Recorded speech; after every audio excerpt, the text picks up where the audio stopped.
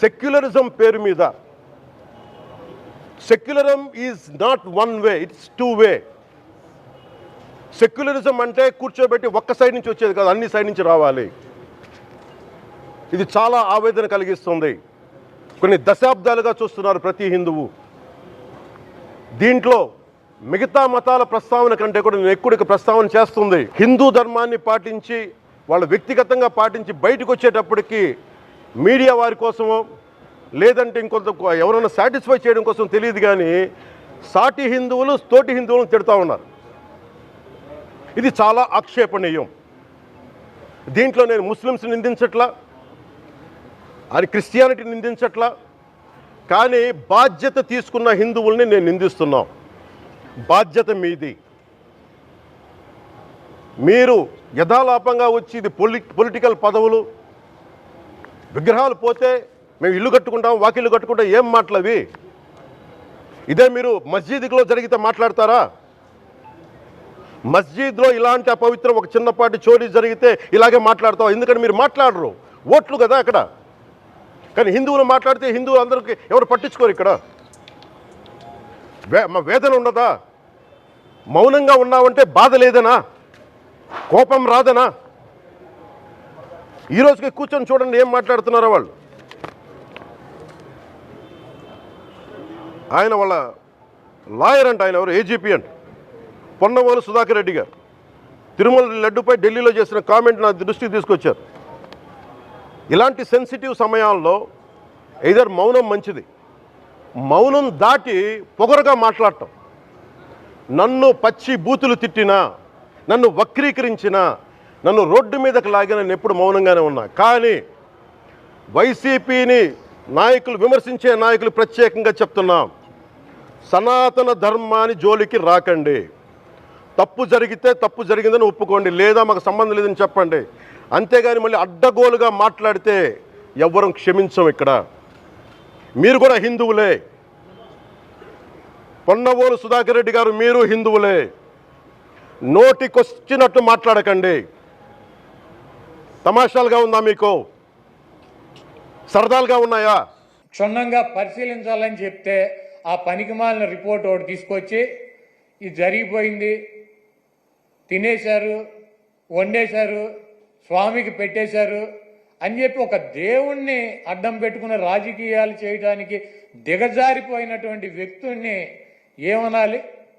ఇటువంటి వ్యక్తి ఈ రాష్ట్రానికి ముఖ్యమంత్రి. అంత ప్రతిష్ట కలిగినటువంటి గుడిని, అన్ని మహిమలు కలిగినటువంటి ఆ స్వామిని రాజకీయాల కోసం ఎవడన్నా అన్నం తినేవాడు బజారు లాగుతాడా? చంద్రబాబు నాయుడు భక్తుడా? నాకు 50 సంవత్సరాలు, 50 సంవత్సరాలు 40 సార్లు నేను తిరుపతి వెళ్ళా, 20 సార్లు గుండు కొట్టించుకున్నా, 15 సార్లు కింద నుంచి నడిచి వెళ్ళా. ప్రతి సంవత్సరం వెళ్తా. చంద్రబాబు నాయుడు ఎన్నిసార్లు గుండు కొట్టించుకున్నాడు అక్కడికి వెళ్ళి? వెంకటేశ్వర స్వామికి ఇష్టమైనది ఏంటి? భక్తులు, మహిళలు కూడా వెళ్ళి గుండు చేయించుకుంటారు.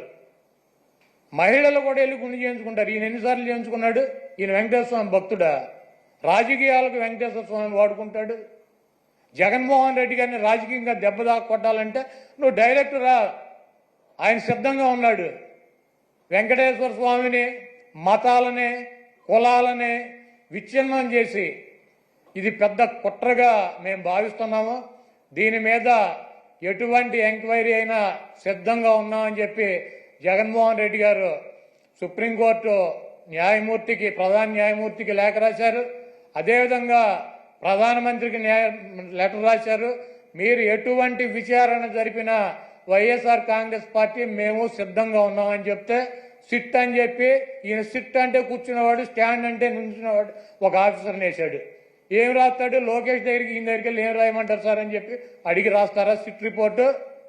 మీకు దమ్ముంటే సుప్రీంకోర్టు ప్రధాన న్యాయమూర్తితో విచారణ జరిపించండి, లేకపోతే సిబిఐతో విచారణ జరిపించండి. ఏమీ లేవు. సిట్ అంట, సిట్ అంటే కూర్చునేవాడు. ఈయన కూర్చోమంటే కూర్చునే సిట్ అనే ఒక పోలీస్ ఆఫీసర్ని వేసి విచారణ జరిపిస్తాడంట. ఇంకా పైన చెబుతాడు, మక్కిలు ఇరక్కొడతా. ఎవడ మక్కిలు ఇరక్కొడతాడు?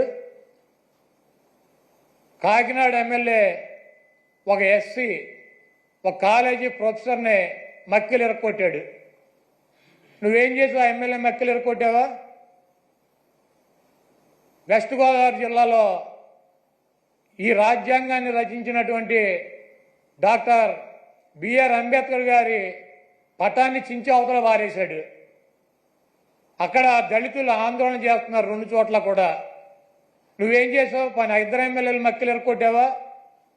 ఈ రాష్ట్రంలో నీ పార్టీ కార్యకర్తలు నాయకులు బరి తెగించి రోడ్ల మీద వైఎస్ఆర్ కాంగ్రెస్ పార్టీ కార్యకర్తలను చంపుతున్నారు, నాయకులను చంపుతున్నారు. వీళ్ళ మక్కిలు ఎరకొట్టావా? వాళ్ళ మీద కనీసం కేసులు పెట్టగలిగావా?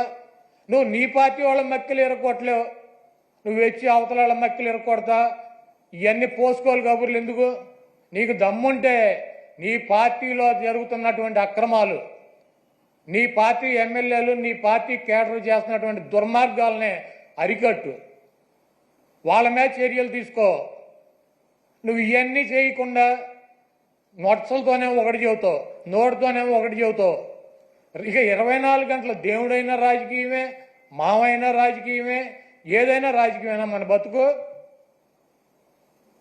కాబట్టి చంద్రబాబు నాయుడు చేసినటువంటి ఈ దుర్మార్గానికి, వెంకటేశ్వర స్వామి మీద ఆయన ప్రసాదం మీద జరిగినటువంటి బురదకి ఆ స్వామిని క్షమించమని చెప్పి, ఈ చేసినటువంటి చంద్రబాబు చేసినటువంటి ఈ దుర్మార్గానికి, ఈ పాపానికి ఏమన్నా శిక్ష వేస్తే ఆయనకి వేయండి కానీ ఈ రాష్ట్ర ప్రజలకు కానీ, దీంట్లో తెలవక ఎవరన్నా సమిధులైతే వాళ్ళని వదిలేయమని చెప్పి 28వ తారీఖున వైఎస్ఆర్ కాంగ్రెస్ పార్టీ నాయకులు, కార్యకర్తలు, అదేవిధంగా ఆ వెంకటేశ్వర స్వామి భక్తులు మీకు అందుబాటులో ఉన్నటువంటి దేవాలయాల్లో పూజలు చేసి చంద్రబాబు చేసినటువంటి ఈ పాపాలకి, చంద్రబాబు చేసినటువంటి ఈ దుర్మార్గానికి, చంద్రబాబు దిగజారిపోయినటువంటి ఈ దిగజారుడు తనానికి